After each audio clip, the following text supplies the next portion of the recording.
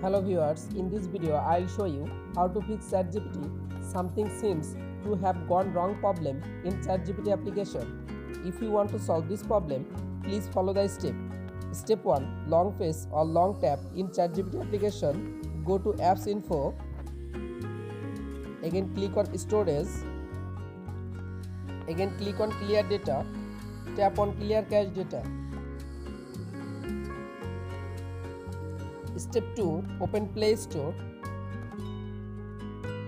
Go to Search. Search ChatGPT application.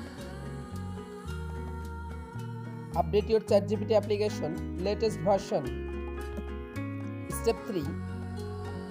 Open your phone setting.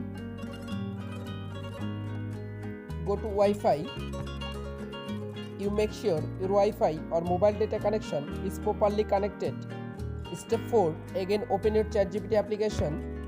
You can follow all of the steps to fix ChatGPT. Something seems to have gone wrong problem in ChatGPT application. If this video helpful for you, please subscribe our channel and like this video.